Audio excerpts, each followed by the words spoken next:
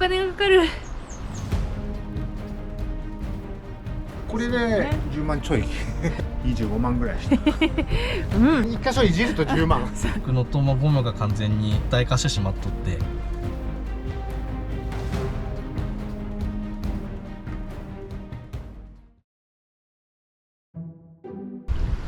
ランクルを購入して1年経ちました。あっという間だったね。ね、いろいろあって、はい、いろいろあったんだよ。いろいろいろいろ故障とか1年間このランクルといろいろな経験をしてきました今日はそれについてお話ししていこうかなと思います。1年間乗ってみての感想みたいなところも話していきます。まずはうちのランクルを紹介します。不審者がいるな。1年前に購入したこちらのランクル77は奇跡の出会いにより破格で購入できました。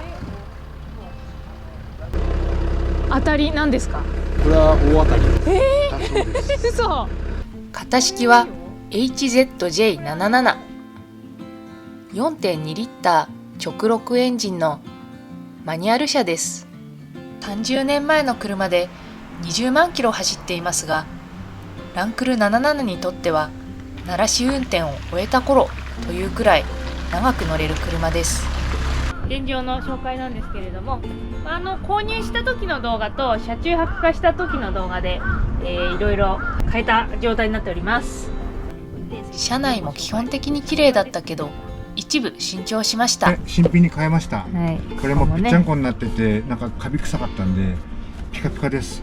こういう古いパーツも残ってるのがランクルのいいところ、はい、そうですね。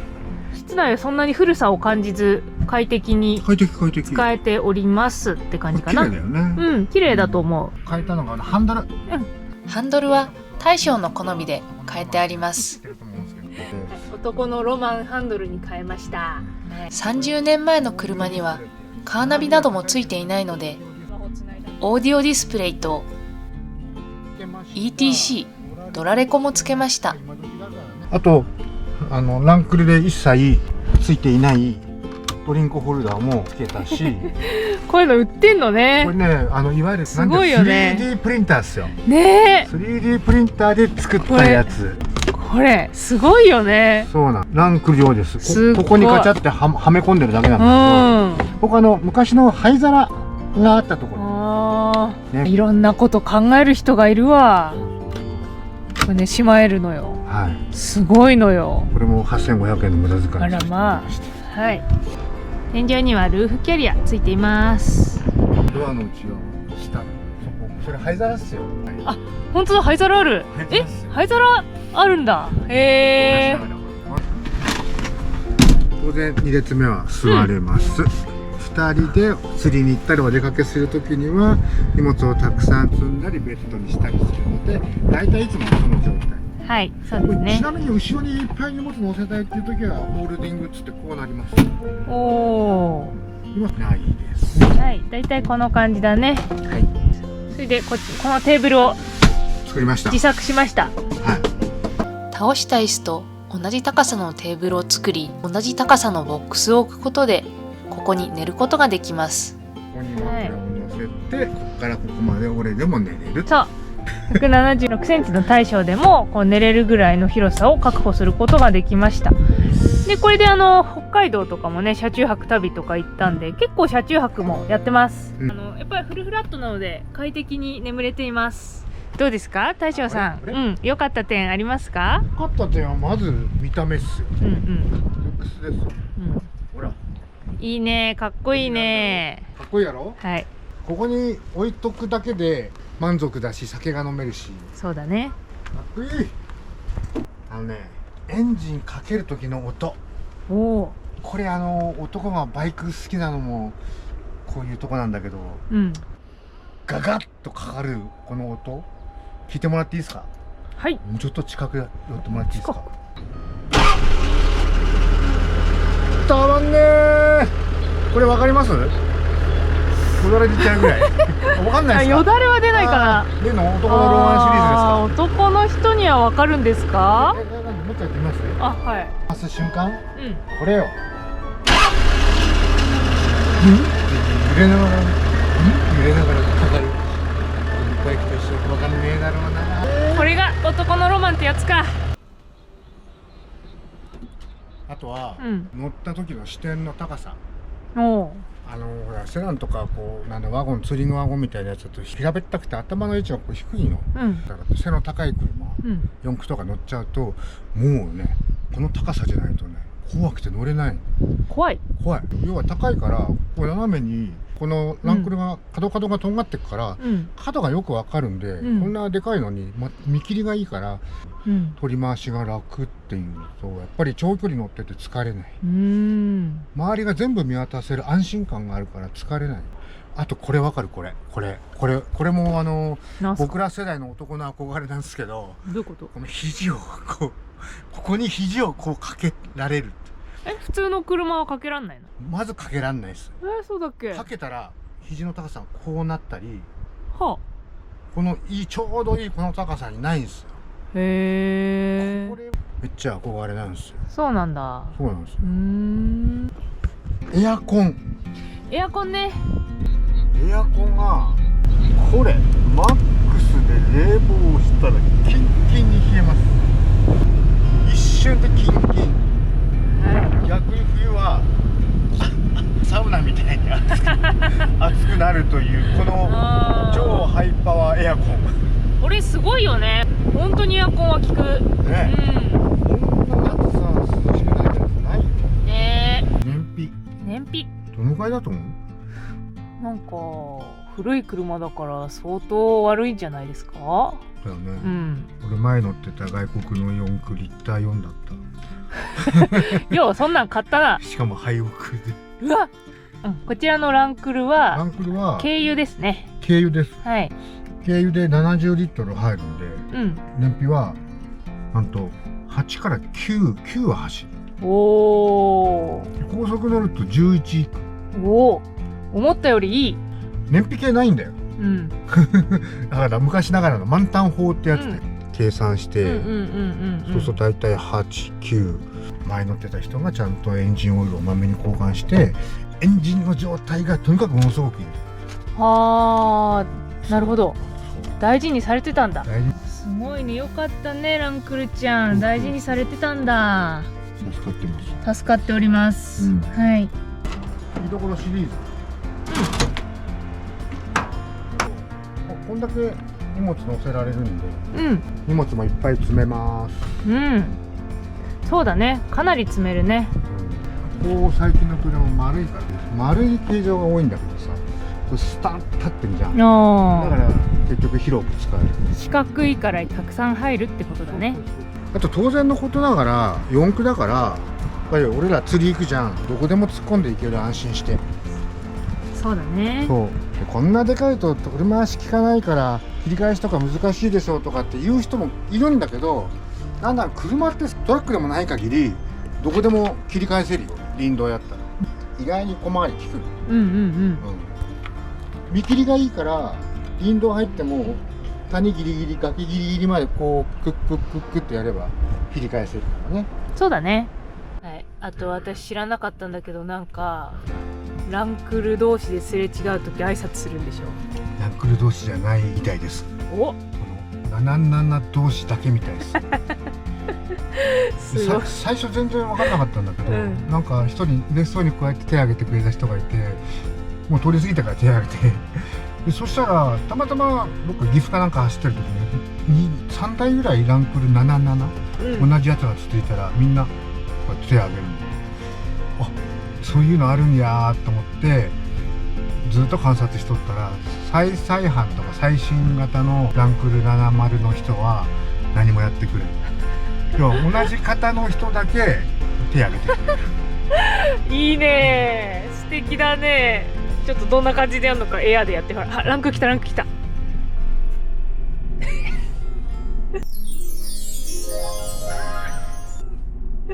こんだけです。だそうです。なんか一瞬だからな。なんかほっこりしますね。いや、なんか素敵だよ。いいと思う。もしすれ違ったら挨拶してください。よろしくお願いします。お願いします。はい。とはいえやっぱりランクルちゃん10年前の車なので結構お年を召しています。いろんな調整とか修理とかで結構お金がかかっております維持費がなかなかえげつないです。何回ぐらい入院した？ 3回ぐらい。もうちょっとしてない？足しげく車屋さんに通い、いろいろ直し続けた1年間でした。はい、まず変えたところ、はい、これ4駆のスイッチうんで、買った時はオートロッキングハブって言って、スイッチだけで2駆と4駆がガチャって入る仕組みになったんだよね。だけどちょっとまあ有名な話なんだけど、その電気系統壊れやすいっていう話があって、もし例えば雪降ってる真冬にそれ壊れちゃったら、2駆になったら本当に雪の坂道とか全く動かなくなっちゃうんですよ、いくらこういう車でも。ここは結構な雪国なので4駆は必須です。で、去年の冬前に慌ててマニュアルハブって言って手動でカチャッとやって2駆から4駆に切り替えるという機能に変えました。これで10万ちょい10万ちょいかかりました。10万ちょいね、はい、まあ必要だね。これは必要な機能です。はい、はい。乗り心地がね、まあそんな現代の車のような乗り心地は当然期待してなかったんだけど、要は電子制御一切ない車だから、はい、ちょっとした段差に差し掛かるだけって下からガーンガーンって来るのはすっげえストレスで。この車が作られてから30年の間にショックアブソーバーと板バネが劣化していたようです。総読解するともう50万100万コースに簡単に。そこで車屋さんにお願いして最低限部分的に変えてもらいました。本当はここのピンを抜くんですけど、抜くのとゴムが完全にもう一体化してしまっとって。今回外したブッシュです。ボロボロスカチカチです。ひび入ってます。これに外すのが大変だったそうですわ。これ新しく変えたんで、それだけでも全然衝撃が変わってます。あとそのこう動いたこういう上下の振動を早くこう収めるためのものがショックアブソーバーっていうんだけど、それがこれがショックアブソーバーってやつ。これがもうだいぶカチカチに固まって機能してなかったんで、それは純正のものに変えて。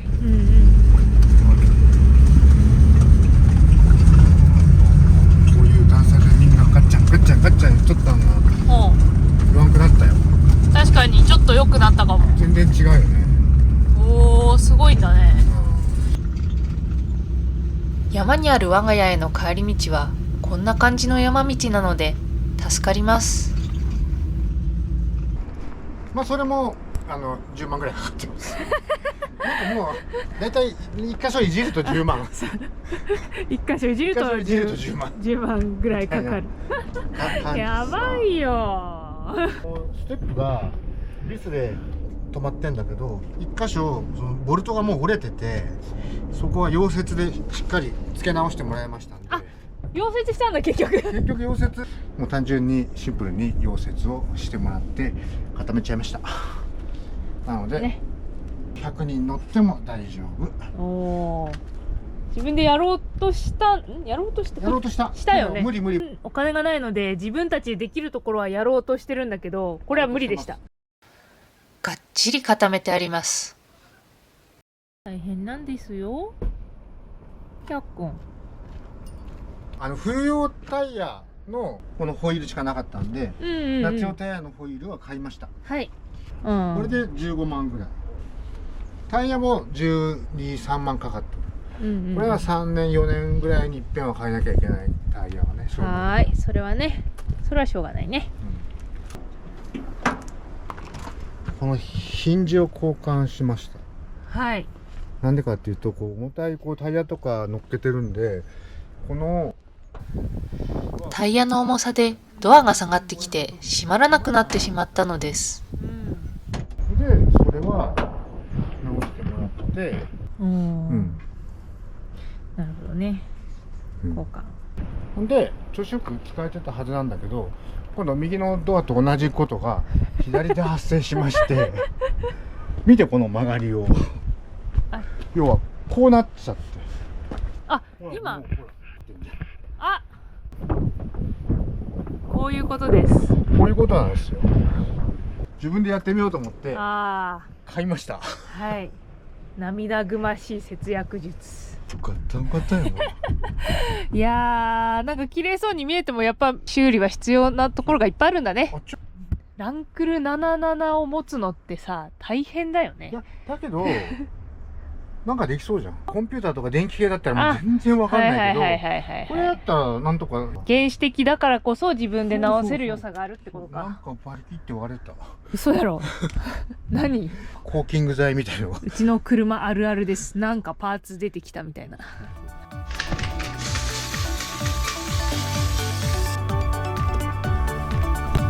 うん。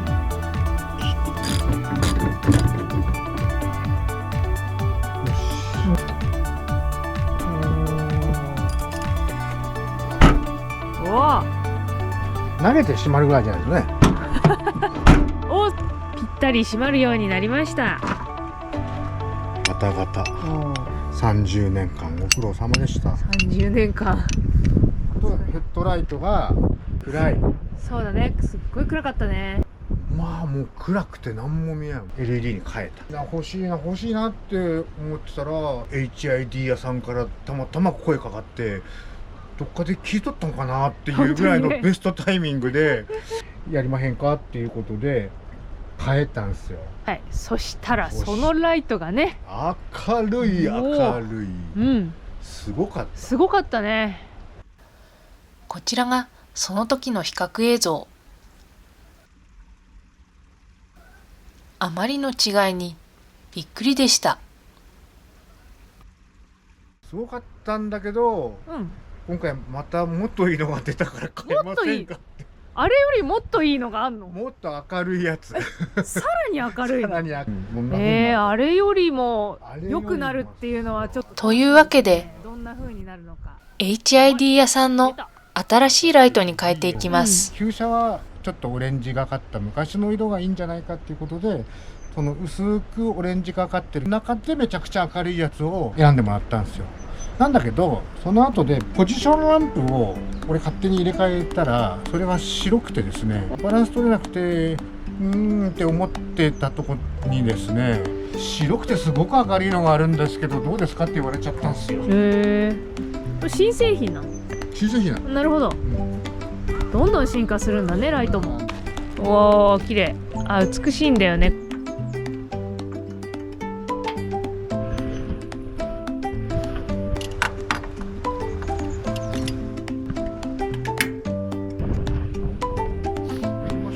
早っ。はい。あ、全然違う。あ、明るい。そして白い。白い。うん。あ、色が揃うね。ちょっと確かに。夜点灯するのが楽しい。夜の比較映像です。前回のライトで十分明るかったけど、さらに明るくなりました。めっちゃ明るいじゃん。いいね。素晴らしい、これは。ライト一つない。白見やすいね。見やすいね。うん、いい。ハイビームを試してみます。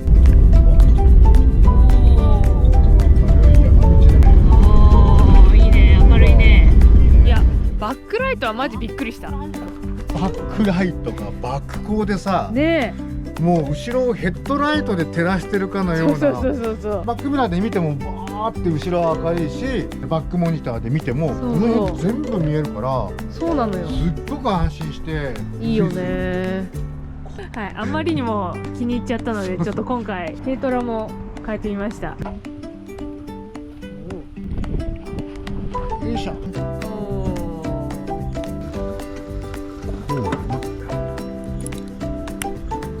軽トラのライトもかなり明るく快適になりました。明るい。明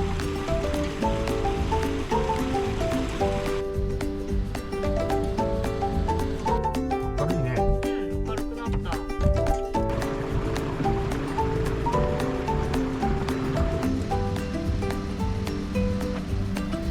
概要欄に HID 屋さんのクーポンがあるので、ぜひ利用してください。そう、ゴムパッキンも変えてたじゃん。ゴムパッキンこはのここのさ、これ全部変えたよ。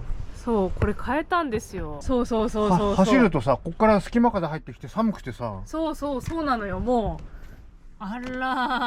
だからね我慢したけど。本当だ。わ、ベロベロじゃんこれもう。もう大変大変じゃないですか。これなんです。そう。売ってるんだね。純正ってことだよね。純正だよ。あ買えるんですわ。あ、そんな来れるんだ。へえ。はめ込み、はめ、ポチ。いやー気持ちいいっすね。確かに。気持ちいいっすね。うん新しい部品。ポチ、ポチ。ぴっちりしてる。ぴっちりしてるよ。おーこれでもう。すべてのドアのゴムを変えました。車来た時にここに支羽の穴があって、ギリギリ車検は通るだろうってことだったんだけど、やっぱり良くないんでフロントガラス変えて熱線防止と紫外線防止のフィルムを貼ってもらいました。はい。後ろまで全部フィルムを貼って、結構それが高かった。はい。25万ぐらいした。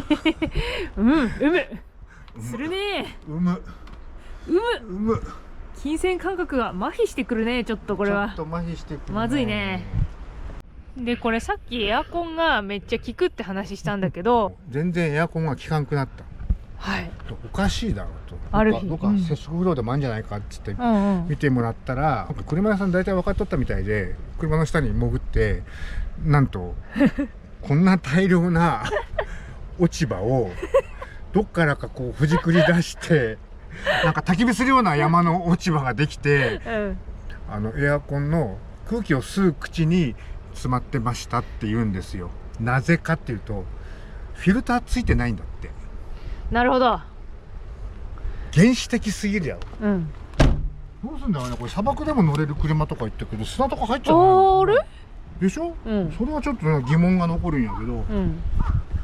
まあそんなこんなでお金がかかるランクルちゃんですけど何？1回10万いくらぐらいかかってる？その修理で。まあ7、80万はしてないけど、まあ100万ぐらいいってるかもしれんけど、最初に買った値段が言えないぐらい安いんだけど、それでその100万足しても今中古車のサイトで売ってるよりは安いから、まあね。いい買い物だったと思うんですけど、まあ金食い虫ちゃんですよランクル。いや違う一回問題を洗い出したらこっからは、あとはランニングコスト維持費だけだから、その予定です。ここまでが高かったけれどここからは落ち着くっていう予想でなんとかやっております。そういうことだ。かやっぱりかっこいいよね。っこいいよ。まあちょっといろいろお金はかかったけど、この古民家とランクル合うね。合うねやっぱり。まあ、結局のところ一番の良さは男のロマンなんだろうな。長く乗るよ。おういいね。かっけえな。かっこいいね。それに尽きるね。